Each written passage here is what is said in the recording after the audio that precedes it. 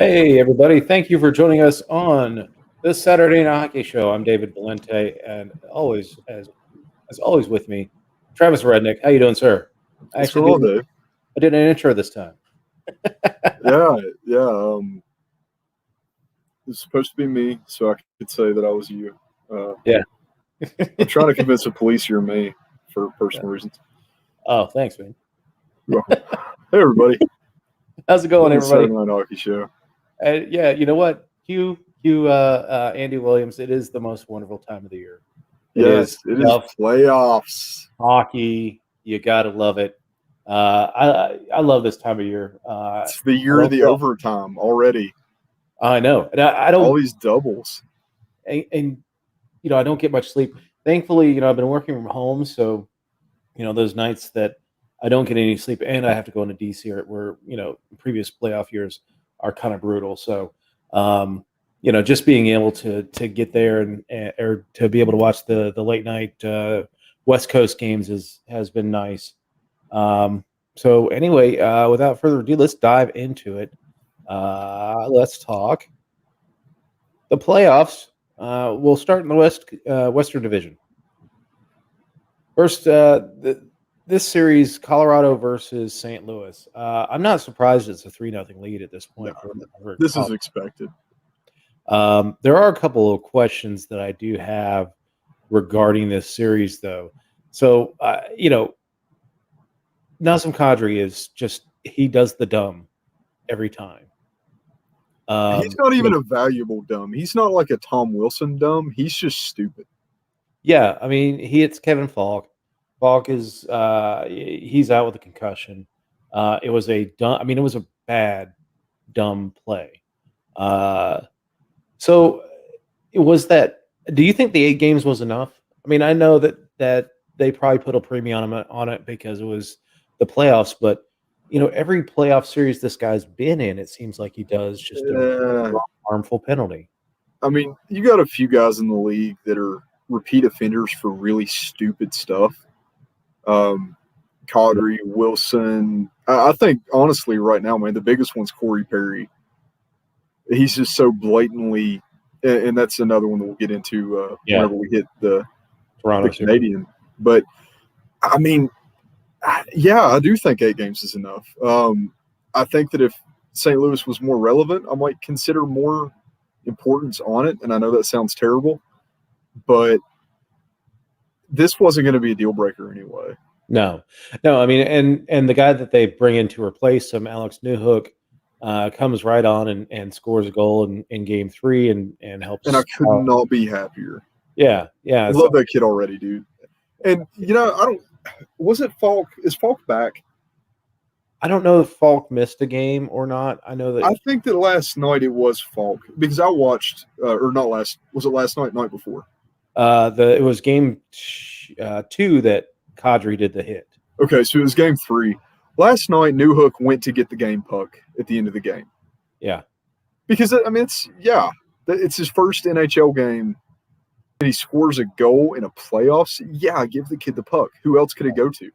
Yeah, exactly. And somebody from the Blues was like putting up a fight about it, and they almost got a little scrap over it. Nice. And I'm pretty sure that it was Falk. And yeah, man, it was somebody with an F. It was one of those names that you don't hear very often. That's just kind of like third line of relevancy. We haven't replaced him yet, but he's going to the AHL. Which is where I put Falk now for the past 2 or 3 years. He's kind of been in that bracket, except for whenever he showed up for that one playoff series where they accidentally won a cup. Yeah. Nobody knew what to do with it. But, yeah, that was brutally unsportsmanlike. Give the kid the puck, All right, so the other question then is, this is the only series right now that looks like we could see a sweep in it. We're going to. Yeah, this is a sweep series right here. I don't see St. Louis winning a game in this series. This is the no-watch series. Yeah, because all 3 games have been multiple goal affairs. St. Louis is 6-2. The last one 6-1. Last night was 4-1 or 4-1. And then the night before was 6-3, and it was 6-1 at one point. Yeah. They got a couple garbage time goals. Yeah, man. I mean, that's just it's brutal, stat padding. Yeah. And Colorado's surprised me too with the amount of penalties they're putting up and still playing that kill as hard as they are.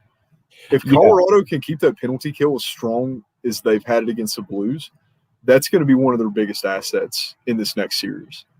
Yeah. Yeah. All right. Well, speaking of the next series, who will they play? Vegas and Minnesota. That series is now 2-1 for the Vegas Golden Knights. That is the most interesting series on TV right now.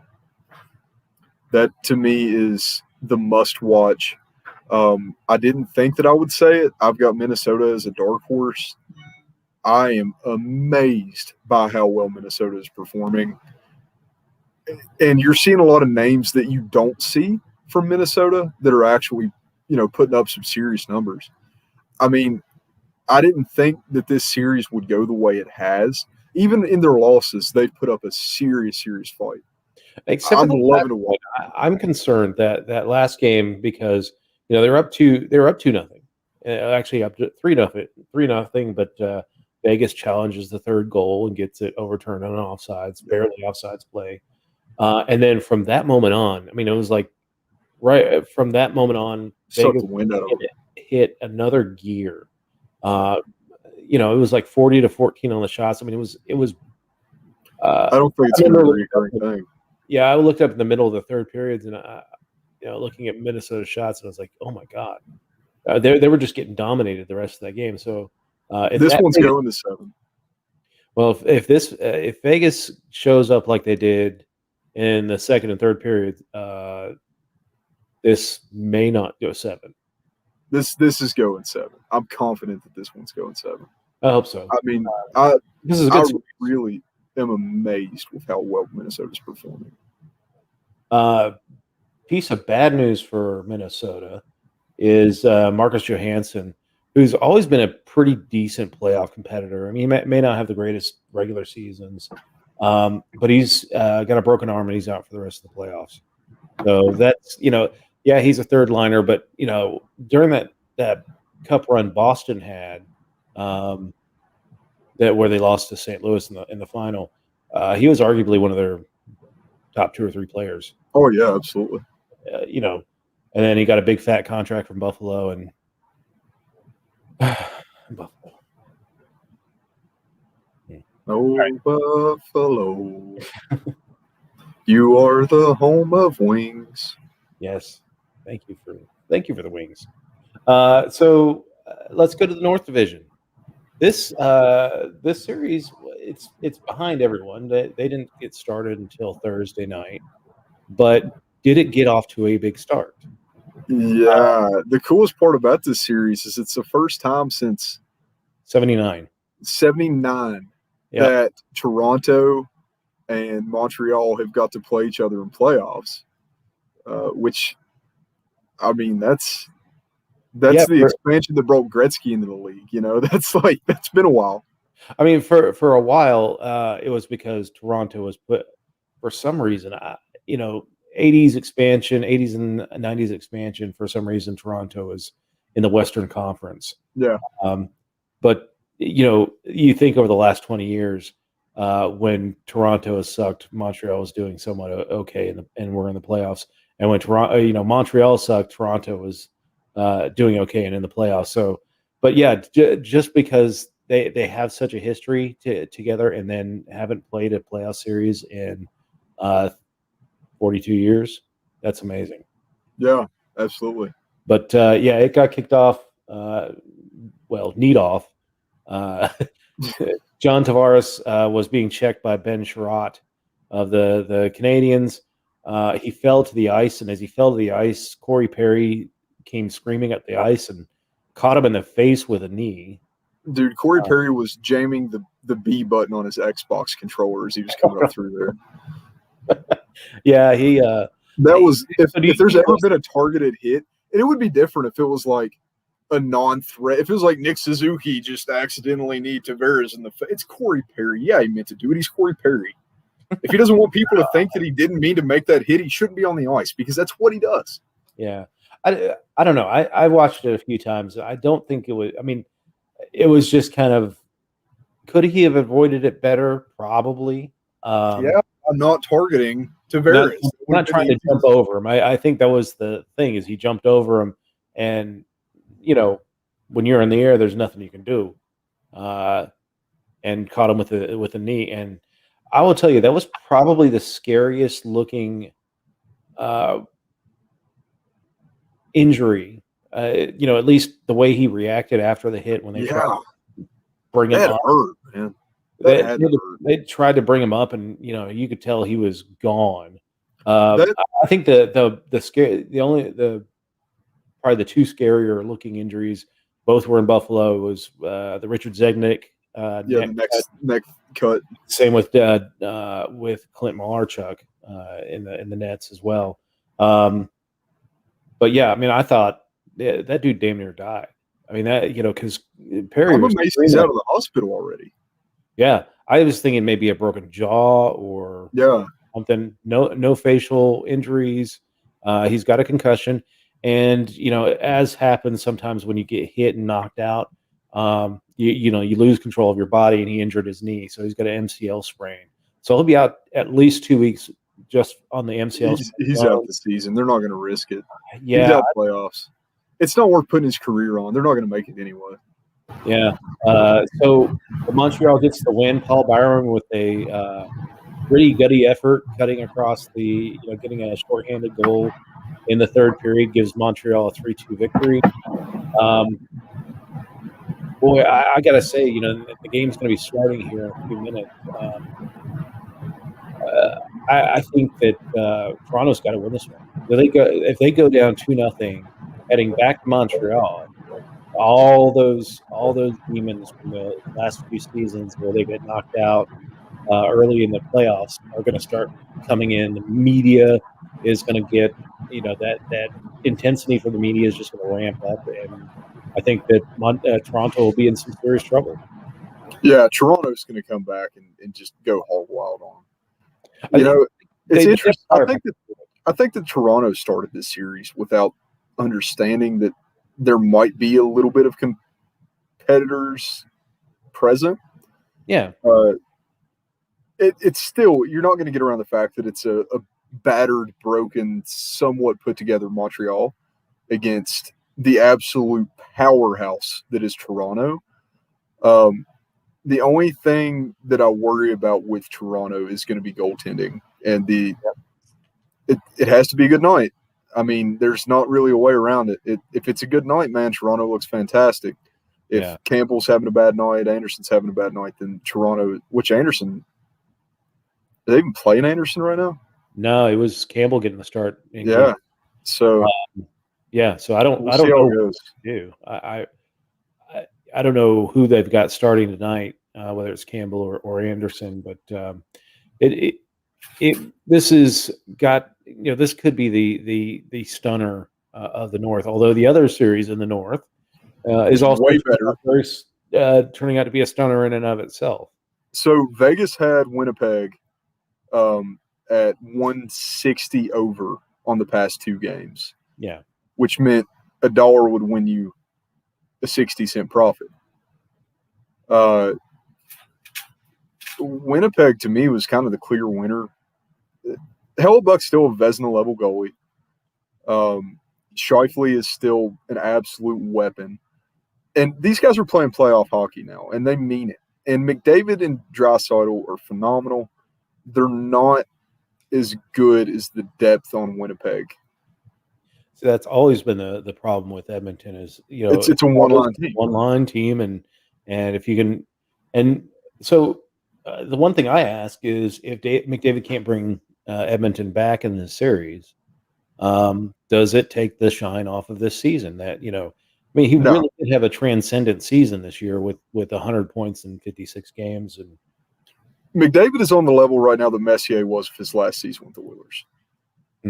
He had nothing around him. He still was, a Richard recipient that year, I think.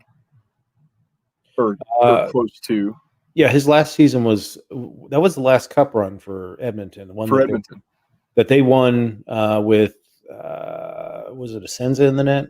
Yeah. Yeah. It was kind of the shell of that dynasty team, and right. It was whenever he had to step up and fill that first line center spot. Yeah. Which would have been 85.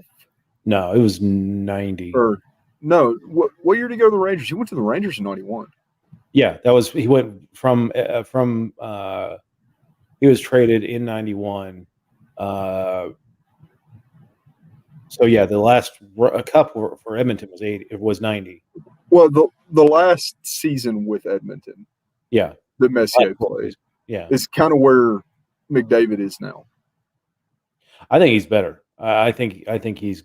I think McDavid's probably the nastiest weapon ever step on ice. He is. So he's. I mean, he's right there. I mean, and people will say, "Oh, you can't say this," but he's right there in that Gretzky conversation right now. See, my problem with the Gretzky argument, you always hear these guys have better sticks and better skates. Dude, goalie's got 3 times as big. Oh my God! They actually wear pads. They figured out how to sit down. They figured out how to do. Defensemen got fast. That's my thing. You look at defensemen then, it was such a big deal to have a fast defenseman. You had like 3, and everybby knew who they were. Yeah. You know what I mean? It was like Coffee and Housley and damn it, who's the other one? Potvin. Oh, Potvin, yeah. Potvin was a little bit before that. But he hung over a while. Yeah, he did. But Housley, Coffee, and then you got into the Lidstrom era and all those guys, and it was just the prongers and the absolute unit. Brian Leach. The unit defense. Yeah, Leach was a good one. But, if you look at defensemen then, really all you had to do was get around them. Yeah. Gretzky's specialty was to hit the back of the net, stand there for a second, juke out a defenseman, and put it in. Yep. McDavid has to go cross ice by himself unless Draisaitl shows up on that play, which is like 1 in 4 because nobody can keep up with him, even Draisaitl. No. Yeah. So he goes cross ice by himself, beats out 3 forwards and 2 defensemen that are playing like forwards, and then a goalie that's twice the size of anybody that played then, that's much better trained and is not scared to get hit in the face with a puck because they don't have a styrofoam plate on their face. They actually have a cage. So, the sticks are better and the skates are better, but so is everything else. Yeah. The rest of the world improved. It wasn't just forwards equipment. It was everybody. Yeah, exactly. I put him right there in that Gretzky conversation right now. I think when all is said and done, he will put up a serious challenge to maybe not the points total, but the goals. See, I worry about that though because I don't know if his play style has longevity. I know he's not going to do it if he stays with Edmonton. Oh yeah, I wouldn't be surprised. As much as people have talked about Jack Eichel requesting a trade out of Buffalo, I've got to think that at some point McDavid is going to request a trade out of Edmonton. If they can't get him anything, if they can't get him a solid second line, they can't give him a solid. You have Draisaitl on the right, but they can't even give him a solid left wing. Yeah. Yeah, he can't even get another guy on his side, man. Yeah, it's really plug and play. Although I will say that Kailer Yamamoto. I like Yamamoto, but he is not on that level. Yeah, his speed is amazing. I saw him juke out a couple of defenders behind the net the other night. I'm like, how do you make that move? I think that what you're going to see is this contract runs up with Edmonton. They know that he's not. This is going to sound familiar. They know that he's not going to re-sign.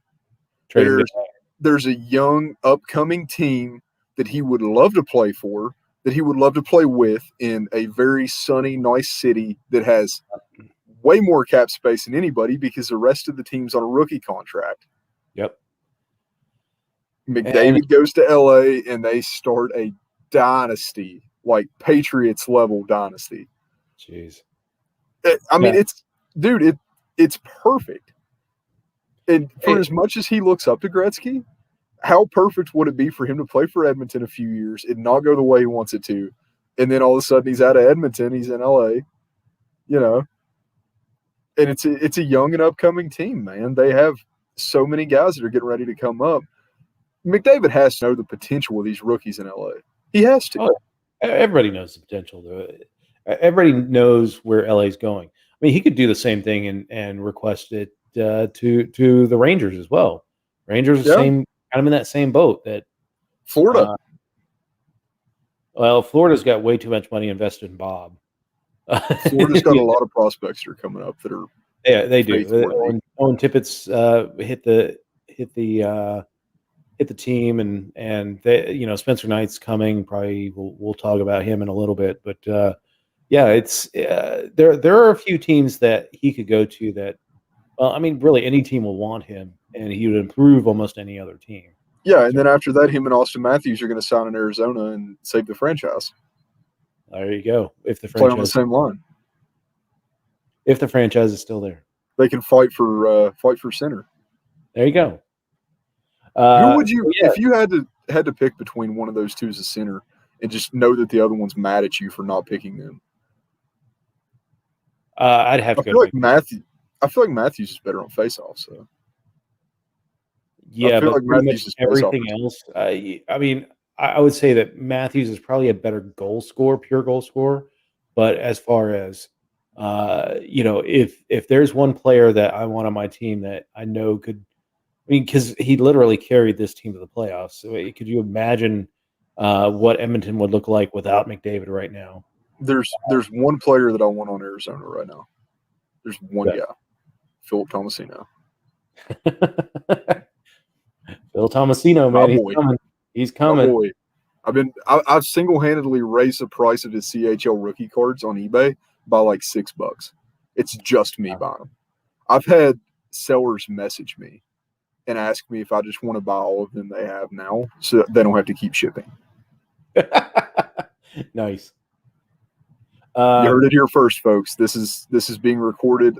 What is today? This is May 22nd of 2021. Philip Tomasino, best goal scorer of all time.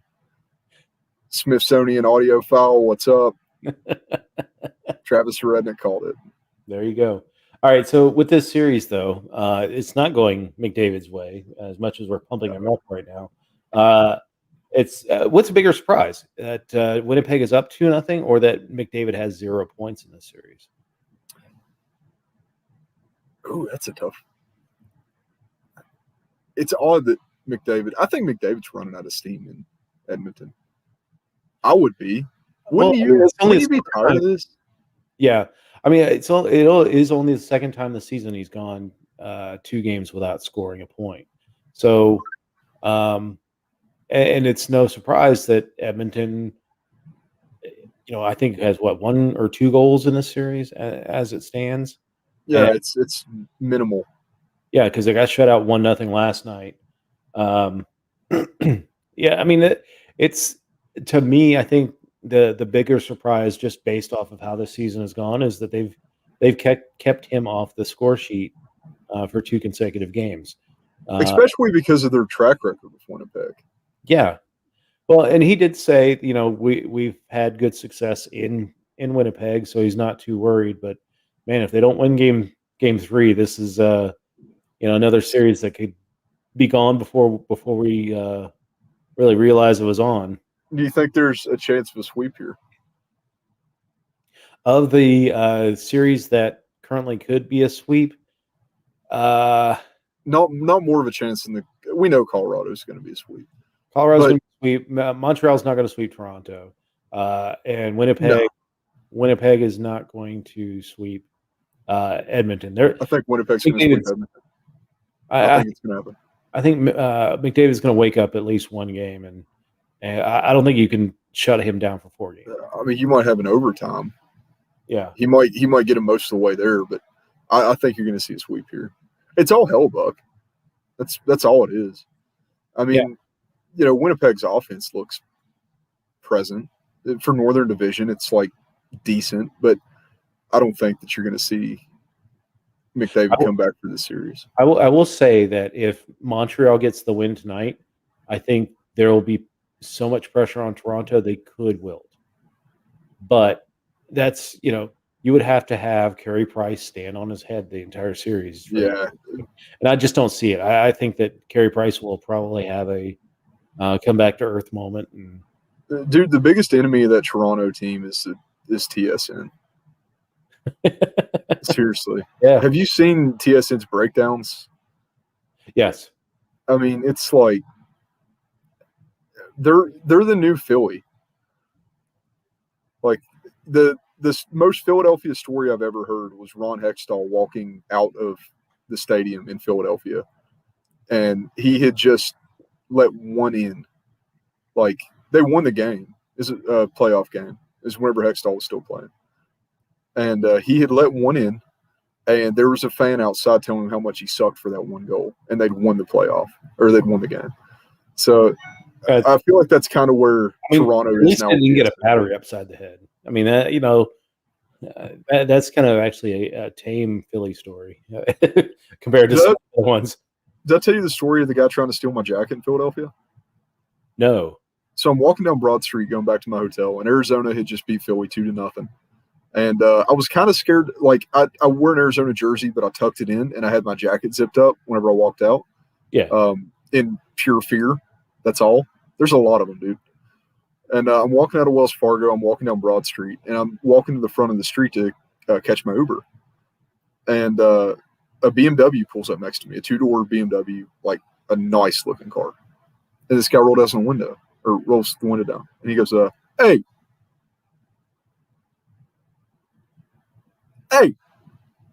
yeah, that's a nice jacket. Thanks. Give it to me." Are you mugging me? Like, yeah, give me the jacket. I'm like, get out of the car, dude. Like, at least mug me. And he's like, "Oh, F you." And he just flips me off, rolls up the window, and does like a little burnout and drives away. That is the laziest mugging story I've ever heard. That was my experience, my one experience after a Philadelphia game that was like noteworthy. Now, that entire game, instead of buying beer, I bought hockey pucks. I bought the souvenir pucks, Philadelphia pucks. Yeah. And I gave one to every kid in my section. Nice.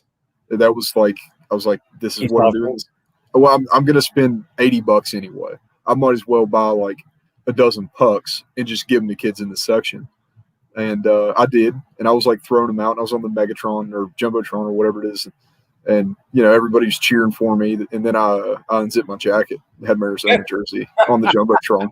They booed me then while I was supporting their children.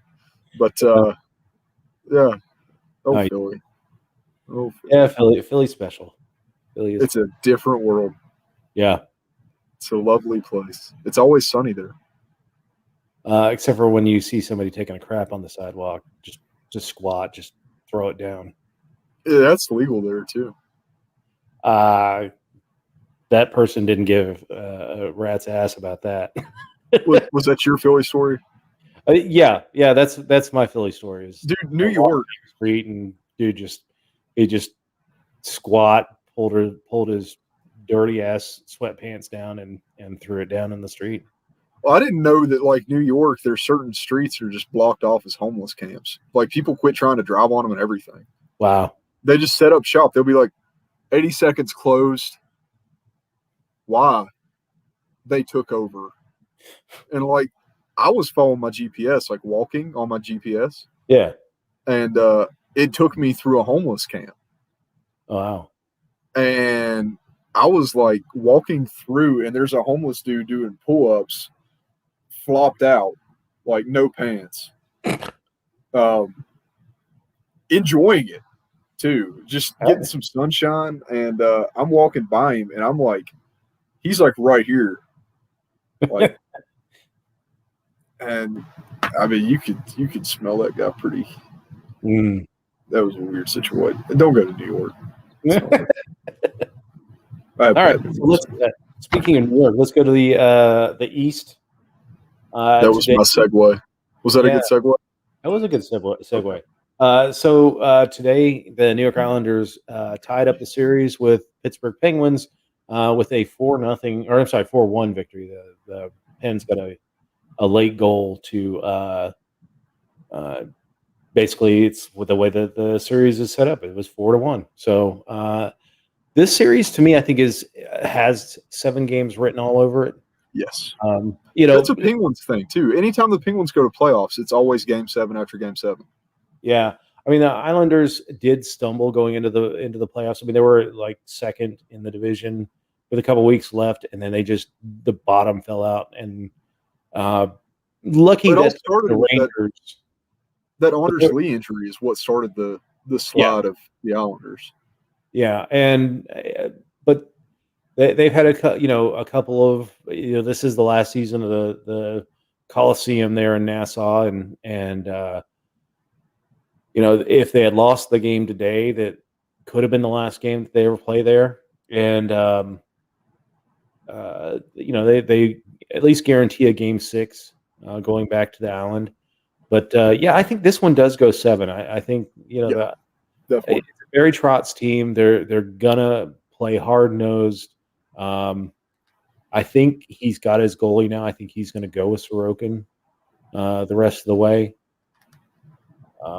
But yeah, this has been an entertaining series. Not the flashiest ones. They're certainly not the Tampa Florida series, but no, it's been a true grit series. Yeah.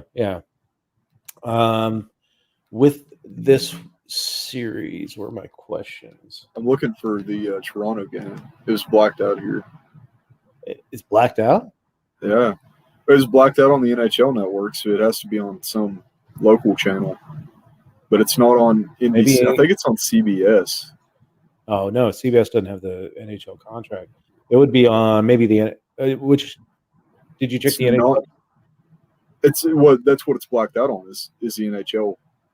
It said this can be viewed on – so I'll let you know whenever I find it, what it's on. Actually, I will. Comcast, tell me where this is at. Toronto Maple Leafs. I watch cable so infrequently. All I watch is NBCSN. CNBC. CNBC. I don't even know what channel it is for me. That's how often I watch cable. Yeah. I mean, really, I just have cable for sports. I only have cable for one channel, and it's NBCSN, and that's because sometimes hockey's on it. Yeah, and that's all. You can get rid of cable now because NBCSN is going away at the end of the year. So, yeah. So with this series, Tristan Jarry has had 6 goals beat him glove side high. Do you think the Isles have a look on him? And I think, are they going to be able to exploit this into a series win? I do not see the Owls moving past this. I do see Pittsburgh having a lot of trouble with it, and it will go to Game 7. It'll be a pretty intense one. I think that right now what we're going to see, and I hate this, either way, there's not a happy ending here for me. But Boston and Washington, Boston's going to take it. Yeah, so this series, Boston-Washington, Boston's up 3-1. The Caps have looked absolutely listless, even in that one game where they won in overtime. They looked awful. Boston's looked the better team and have their full value for this 3-1 lead. And if it wasn't for an overtime goal in Game 1, this series really could be over. Yeah, so I mean, it is over. Washington completely lacks goaltending. Well, it didn't help when Vitek Vanacek got injured in the first period of Game 1. Got ran over. Yeah, well, and that's a Boston MO. They're going to try and take out your goalie. Oh, absolutely. And they're going to dive bomb your goalie to take a third or fourth liner and just try and injure your goalie and make you deal with your backup. So you've got Craig Anderson and Sergei Samsonov and Ilya Samsonov. Ilya Samsonov. Have not looked real good. Samsonov had a decent Game 2. Did he though? Well, he did, it was just that bonehead move at the end, which cost him in overtime. Yeah, playing behind the net and just letting him roll it there and didn't get back to the goal in enough time. I loved watching Ovechkin on that one because I have a mild comprehension of Russian. Yeah. I'm getting better. I mean, I'm actively working on Russian. Nice. And I knew what he was saying. And like my first thought was, how long is it going to be before this is on the news that Ovechkin is screaming, cussing at a like 20-year-old goalie? Yeah. I mean, here's the thing. Alexander Ovechkin, all the goals he's scored in his career, never scored a playoff overtime goal. Yeah. If you're going to, he scored 70 goals in playoffs. He has 70 playoff goals. Yeah, and not one in overtime. If he wants to yell at somebody, I mean, hey, start yelling at Nick Backstrom, who's been completely absent. Or is he even on the ice? Yeah, I mean, I don't even play the puck, dude. He's trying to act like Ovi. He's standing in Ovi's office with him. And it's weird. He's not winning faceoffs at all. I mean, Boston is dominating the dot. And they got but look at.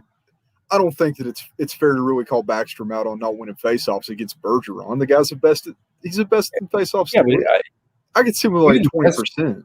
I mean, the best set faceoff guy in the league will generally be around 60 to 65%. Right. I mean, he's like 90% every night. I know, that's what I'm saying. This is can't beat Bergie. He's not scoring. He's not setting up anybody. That's in this series, Nick Backstrom has been the biggest disappointment for me. Backstrom's been awful. Carlson has not been playing. Oh, yeah. He's been playing stay at home, and that's not Carlson. No. And they're really, really hurting themselves here. I don't know who said that he needed to play like that, but this is not the Washington Capitals. No. And Tom Wilson hasn't even injured anybody. This is not the Washington Capitals. Tom Wilson has thrown a few checks. I mean, how many Boston players have ended up in their own bench or in the little bench between them? McAvoy going upside down. Yeah, he's a couple of guys have been tossed over the bench. But he hasn't hurt anybody, Dave. This is serious. This isn't my Tom. I don't have anything to complain about with Tom Wilson. So do you think this goes another game? I mean, beyond Boston's the 6? Got the next one. No. Yeah. Boston's I think Boston's going to they're walking out. And if the Caps do lose, this is the third straight year that they've lost in the first round. Does this franchise start to think about rebuild? Yes, absolutely. I think that one of the worst decisions I've seen the Washington Capitals make since they won the Cup was to trade Vrana. Oh, that trade to Detroit? That Mantha trade. Yeah, I mean, dude, Mantha's underperformed like he's playing in Detroit. Yeah, he's not only is he underperformed, but the price that they paid to send Vrana and a first round pick and Vrana has done more for the Capitals this year than Backstrom. Yeah. Yeah, it's pretty shocking that trade, that was the dumbest trade of the trade deadline. Taylor Hall was pretty bad too, but yeah, now look at him. Oh, I know. Killing me. Yeah, dude. Killing me. It's funny too because we were talking about him like, look at this pile of trash, man. Everybody still wants him. He's not even putting up numbers. He's not even playing the game. And then he goes to Boston, decides that he's going to be a top 3 performer for the team. Yeah, I mean he's done decent in this series, but still Boston is such a heavy first line too. Marchand and Pasternak are the perfection line, killing it, man. They're just running all over the Caps, but none of the other lines for the Caps are really doing anything. It's oh god, did you watch any of the Isles game today?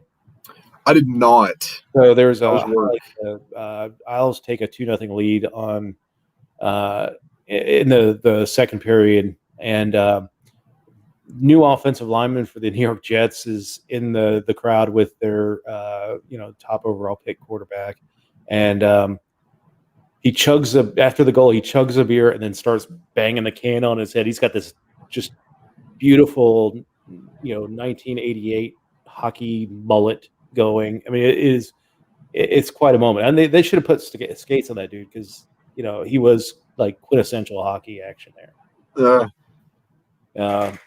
He's like a 300-pound dude. Right. Put him in front of the net.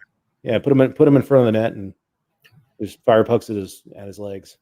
So, hot take: Carolina wins Cup. Oh, yeah, this series, it was a stirring win last night for Nashville. We're starting to see fans come back into the building. Ned wins the Cup. Nedeljkovic. Yeah. But last night, stirring win, you're starting to see fans come back into the buildings and except for Canada. Bridgestone was full last night. Yeah. There's no restriction in a couple of places. So, you're going to start seeing players start to react to having fans in the building, and we're seeing it in these two series here in the Central Division. But Carolina leads 2-1. They got pretty much home ice has been held the first 3 games of this series. But I think Carolina takes this series. I wouldn't be surprised to see them take game 4 and 5 and just close it out early. So, for the first time in my life, I've actually been happy to hear the Nashville chant against my second favorite team. Yeah. That says a lot, dude. If you're excited to hear the Nashville chant against your home team, basically, like I'm watching the game. I was at my girlfriend's house. Carolina got scored on, and I am like little kid on Christmas morning. There's enough people to do the "Hey, goalie, you suck" thing. You know what I mean? Like, it's awesome. And we were doing housework and stuff, and she was like letting me watch the game, and I was like, "Oh yeah, it's going to overtime. It'll be over in just a minute." And then it goes to double overtime, and I'm like, I should probably get up now. And I was walking by the TV whenever Duchesne did the dirty, and so Duchesne, man, I mean, he scores like 5 goals this season. This is the first time Duchesne's been relevant since he played for Columbus. Yeah, I mean, he's the last 4 games has 4 goals. That's he's starting to show up. Who knows how long it lasts? But hey, good on him for showing up and providing some offensive punch for the Preds. But and that pass from Yossi was sick. I mean, floated over. That one deserved to be a goal. Yeah, that was a pretty play. So for as much as I hate Nashville, that deserved to be a goal. Yeah, it wasn't like that goal in the win, dude. It wasn't like the OT goal in the Edmonton game last night, which was kind of a seeing eye shot. So bad. Yeah, they're like, oh my god, that's what won a 1-0 game. That's the goal that won it. But the Duchesne goal was full value for an OT goal. So funny thing about last night, I have switched over from DraftKings to BetMGM. Okay. MGM was not working yesterday. Oh. It went down on me. No. Good thing. I would have won one bet that wouldn't have covered maybe a quarter of the rest. Yeah. Because that's the way the night went. So, like, I'm watching the teams that I picked to win lose, and I'm like, yes, I was locked out. I couldn't make a poor decision here. Exactly. Yeah. I mean, I'll take the little ones, Hockey gods were smiling upon you yesterday. Yeah, man. They didn't let me waste my money on Edmonton because I was like, Edmonton has to come back, man. Carolina's a sure pick, dude. What do you mean Carolina's going to lose a game against Nashville? Hey, sorry. It's hard.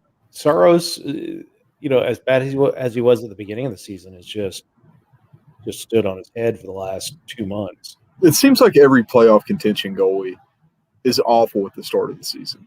Yeah. Isn't that like because even last year, Vasilevsky was not as good before the break as he was. Campbell again in the Toronto. Toronto. Yep. They're off to a start. Yep, just about to drop the puck. Oh no! See, I've already changed possession 4 times. Oh wow, I must be interesting. It's because you're further north; it's colder, and the barometric pressure changes the. It's not that cold. It's like 90 degrees today, man. Yeah, it was 90 up in St. Albans. Nice. So let's talk. That should be a call. Last series, this series has been the most entertaining to me, and that is Florida down 3-1 to the Tampa Bay Lightning. Florida comes back. You think Florida comes back? Florida comes back. I don't know. The question I have is, does this go 6? I don't know. I think it goes 7. I think that it will. I mean, right now, Florida. I mean, they don't have a choice. Like it's do or die. Yeah. So they cannot bring in Spencer Knight to be goaltender. He's not the hero we want. He's the hero we need. It's going to have to be a hero. It's not going to be worse. Yeah, because Bob and Dreger have been hot garbage this series. I mean, now, the only concern that I have is that Tampa wins this series and Carolina has to play them. And I don't know if Carolina can pull that off. You know what? Yeah. Well, they're going to get they've got better goaltending than Florida right now. So I would feel a little bit better about Carolina. Also, Carolina has better defense than Florida, especially. Yeah, and it's a super offensive defense. Yeah. So I would go as far right now as to say, out of every goaltender in the league, Nedeljkovic would be my pick to start in net. I honestly think that right now Nedeljkovic is on that much of a roll. Now, next week it'll probably be completely different. Yeah. Campbell could come back tonight and just do it. But as of right now, I think that Ned is the best goaltender that we're going to get in the National Hockey League. Yeah. I honestly, watching the game today, I just don't think. I think Spencer Knight will make it a closer game. I just don't think that Florida can keep up with Tampa. Florida does weird stuff, though. Their penalty kill has been abysmal. Yeah, but they go through these lulls. This isn't new for Florida. It's like they're 100% perfect, and then they fall off into a trash can that goes into a trash truck that gets taken to the dump, and then they get picked apart by seagulls and somehow just reform in a hockey rink as rats, and then they win 100 games in a row. Yeah. Like, Florida's one of those weird temperamental teams that I won't bet on Florida. No. Definitely don't bet on Florida. I mean, I won't bet on Florida against Detroit. Yeah. You just don't know what they're going to do. But yeah, I think to me, this is where Tampa's playoff experience comes out, and it has come out. Plus, you have a fresh. Although today's game was interesting because towards the end of the game, after getting a goal and 3 assists, Kucherov was hit by Anthony Duclair behind the knee with like a slash, and he went down and didn't return to the game. And then Sergachev was checked by Hornquist into it was an off balance hit. He goes into the boards. It looks like a shoulder injury to me. I don't know how bad it is, whether it's a broken collarbone or actually dislocated shoulder or a shoulder sprain. But it looks like, if I had to guess, Kucherov will probably be back next game. Sergachev's probably out for a little while. I will honestly say that I am just as confident of Tampa without Kucherov as I am Tampa with Kucherov. Honestly, they could played a whole without it. Yeah, they could put you and me on the ice to replace Kucherov and Sergachev, and still win Game 5. Yeah, I mean it's definitely, his presence isn't like an issue. Like, it's not going to hurt him, but if you're going to pick a guy to go after, I don't even think it'd be Stamkos. I think it'd be Braden Point. Oh yeah, Point. Yeah, Point's just that money guy in the playoffs. and he does it all the time. Yeah. Like, this is his environment, you know? Yeah. So he's definitely stepped up his game. Thrives. Yeah. But yeah, this series I think is done Monday, even if Knight's in the net. You know, they say that they don't want to throw him in there because, you know, they gave him kind of the easier games in the division. Yeah. You know, he's playing the Detroits and the you know, Chicago's and Columbus games, but you know, at this point, can't do any worse than Bob or Dreger. They have just been awful. I mean, he's a coin flip right now. Yeah, Quinville has no idea what to do in that. Well, you have about as good of odds with anybody. Yeah. You know, if it was Nashville in Florida, I'd say run Bob. Just run Bob. Straight Bob, let him get on a roll. He can handle it. There's not a right way to play goal against Tampa. No. That's why they're so deadly. Because they're so beat down oriented, you know?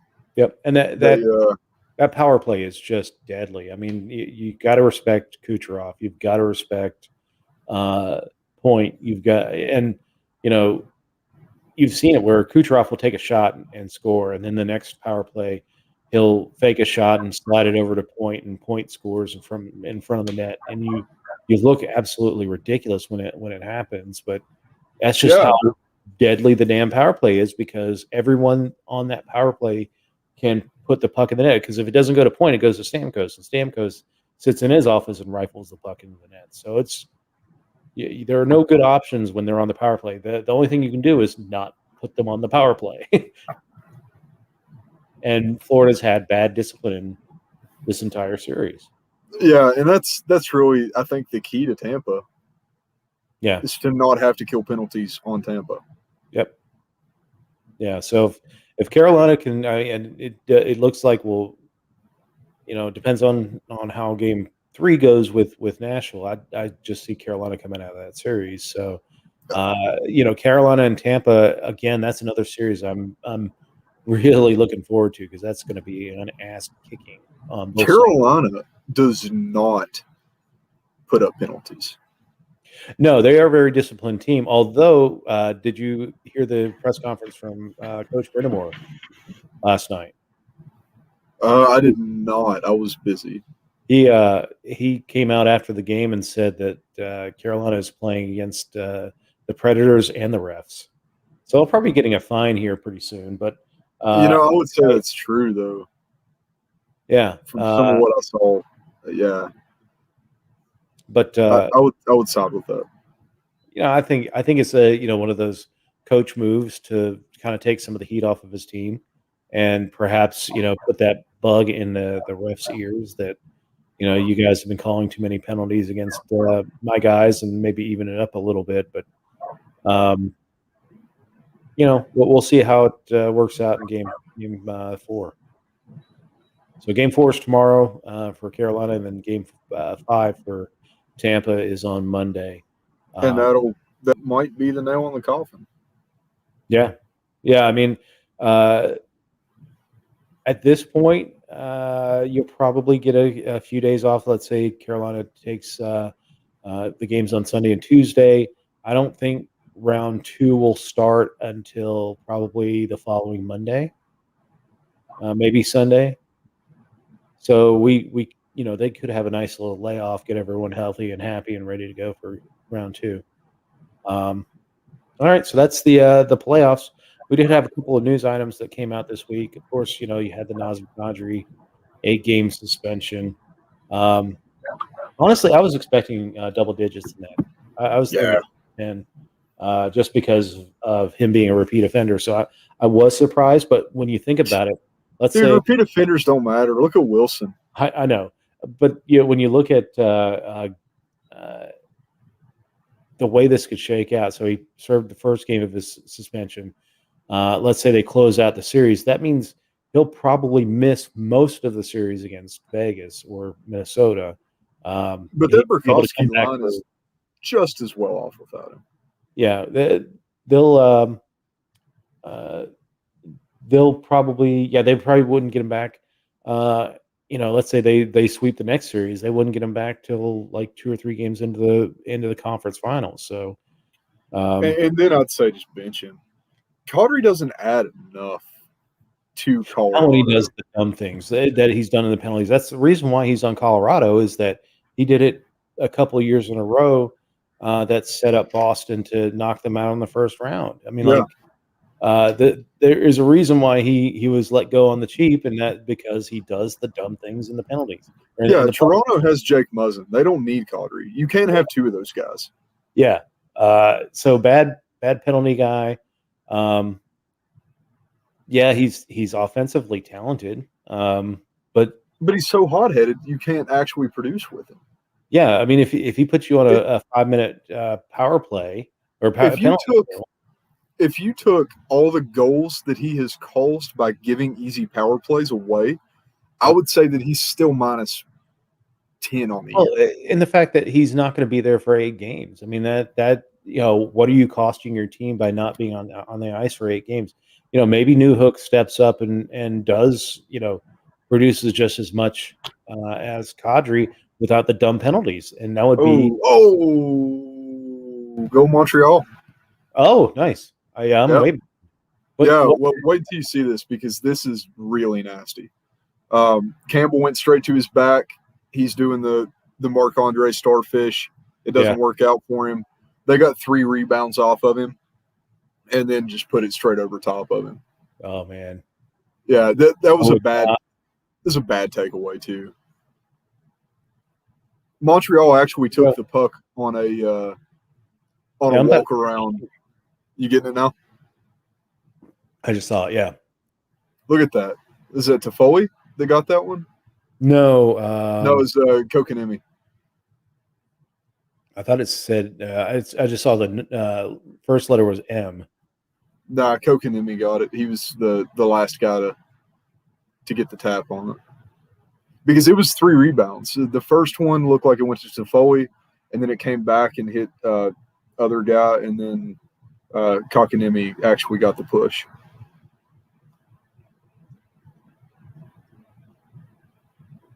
Yeah, it was. Okay. That's a hard open, especially for Campbell, dude. That has to be like a painful experience for Campbell. He was he's starfish. He went full starfish. He's turtle, dude. And the pressure just keeps getting higher and higher on Toronto. Every moment they are trailing in this series. I bet you second period Anderson comes out. Right now, if nothing else happens, I bet second period Anderson comes out. Not with the 1-0 score. If Montreal gets a second one that looks, I mean, if he lets in a softie, then you can make the argument for Anderson. But at this point, and then not on a 1-0 score line. Because if he does, the Toronto media will eat them alive for doing something. I bet it happens. I'm really serious. I think that Anderson's itching to get in the playoffs, because you got to think he hasn't had a playoff chance yet. Yeah. And in the first period of the second game, after Campbell lost one, he lets one in. I bet you they'll put him in. Look at that. I wouldn't be surprised if he comes in this game. I think they've got to get at least one more goal before they get that desperate to make that move.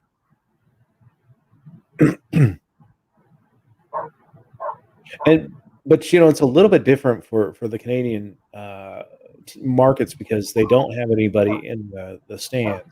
They just get that canned noise that's being pumped over PA, which is very annoying if you listen to enough games, because it's obvious the NHL sent the same laugh track to everybody. Yeah, well, it's EA Sports. EA Sports it's based off their technology that they do for their games. Their technology sucks. There's a reason I don't play. I play NHL. I play for podcast on or music. I will not listen to the noise. Yeah. Yeah, because after a while, because they change up the commentary like once every 6 years or so. Yeah. And it's the same commentary. Like I don't like the new guy that they've James Cebulski. And I don't mind Cebulski. Pierre's who I hate. Oh, Pierre Pierre is just awful. Do you know how much money we could make off of Shut Up Pierre shirts? Oh my God, yes. Saturday Night Hockey Show, big letters across the front, Shut Up Pierre. Yes. Because the way they're doing the broadcast now, Kenny Albert and Pierre are doing not only the Colorado St. Louis series, I think, but they're also doing of course, they're doing the Pittsburgh series because he's got a love affair with Sidney Crosby. Actually, the other day in casual conversation, accidentally said "Shut Up Pierre" like it's already a thing. Nice. I'm serious, Dave. We should invest in this. Yeah, take this episode down right now so nobody steals this idea. There we go. Canceled. We're canceled. Saturday Night Hockey Show will be back in T-shirt form. Yeah.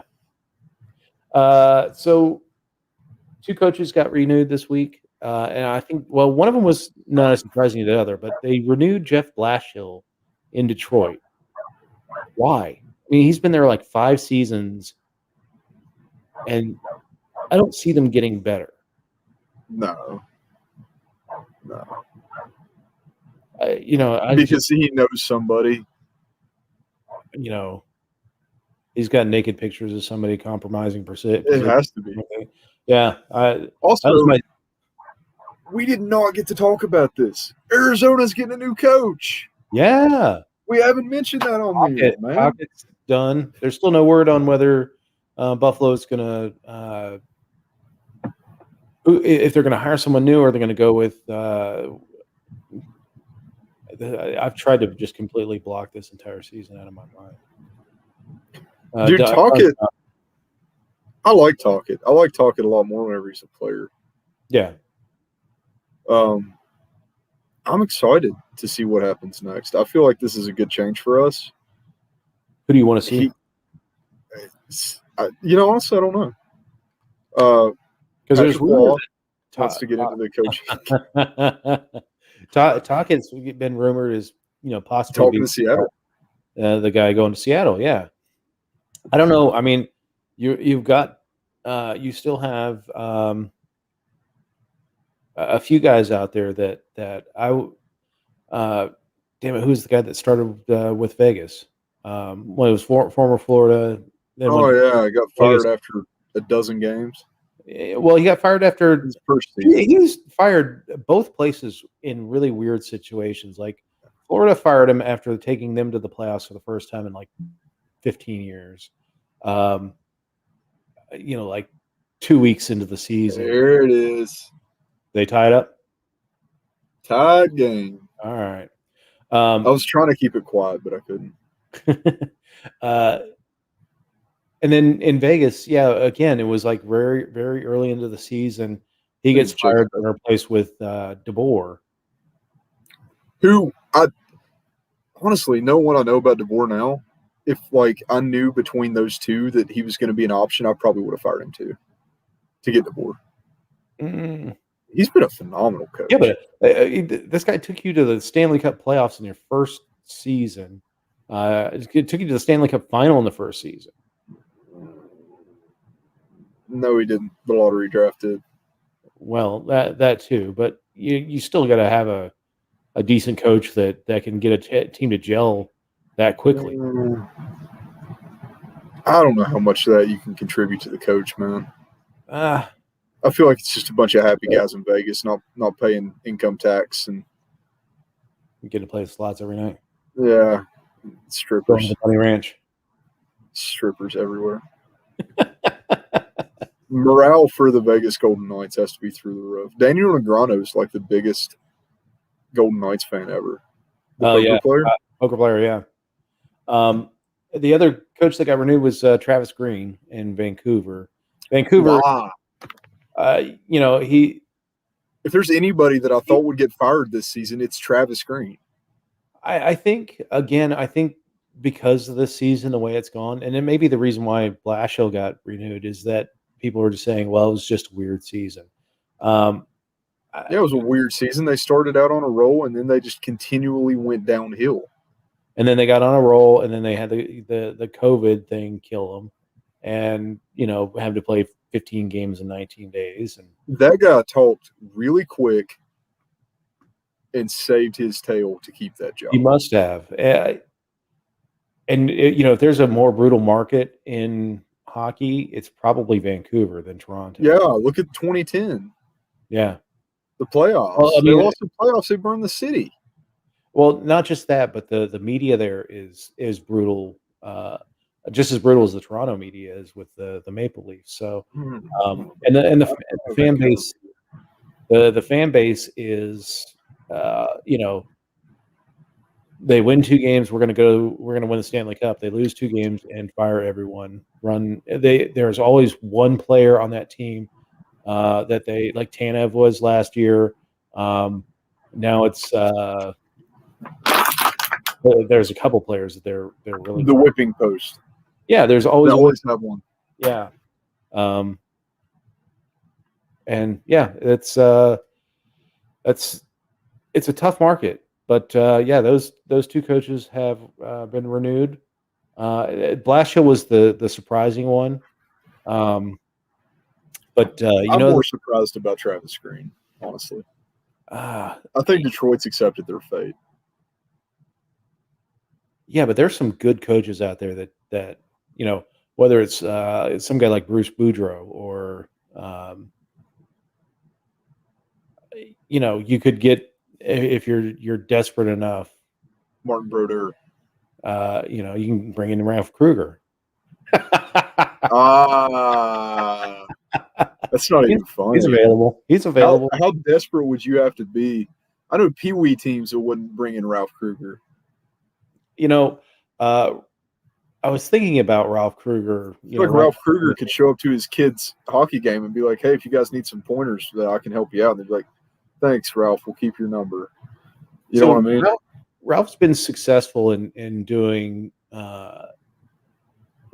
he was a coach of the World Cup of Hockey, and did really well. He was the Team North America coach that had Eichel and McDavid on it, and they went a lot further than people thought. I mean, this is like their second year in the league. It wasn't like they were they'd hit their stride yet.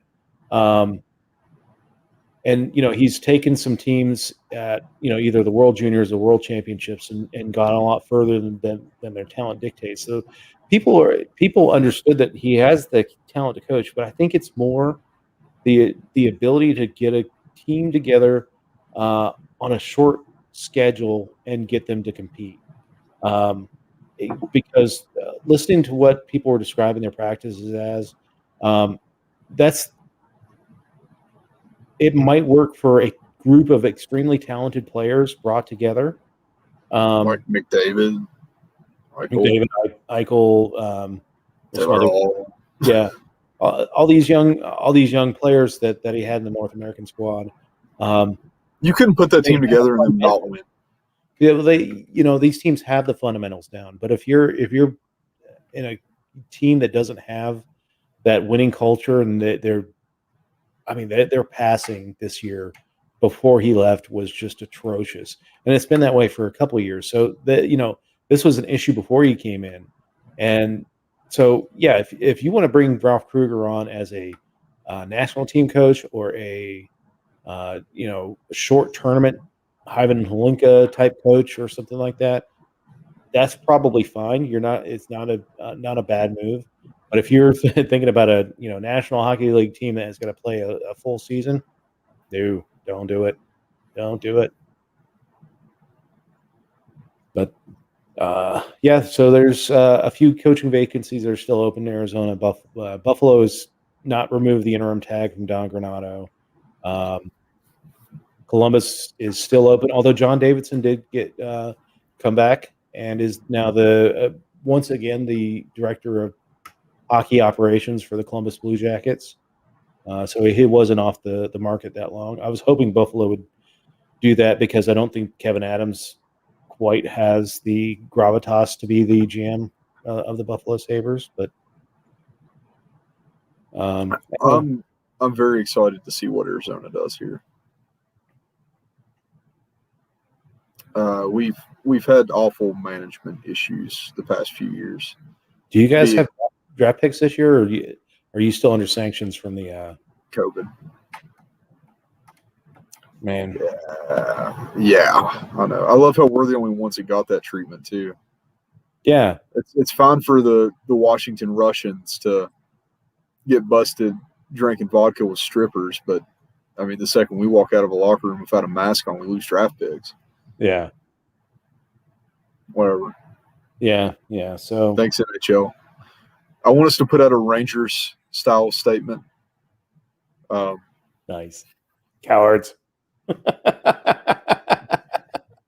We think that Gary Bettman is unfit to serve as a member of the National Hockey League Board of Directors. Yeah. We might as well. What is the worst thing they're going to do? I feel like now, like the most negative thing they could do is take our mascot or something. I don't even. I think that what would be interesting is the NHL kind of taking some cues from WWE. That's a statement. In that, stop finding coaches for giving honest interviews. Start encouraging coaches to give wrestling style interviews. Like Tortorella does that already, and we love it.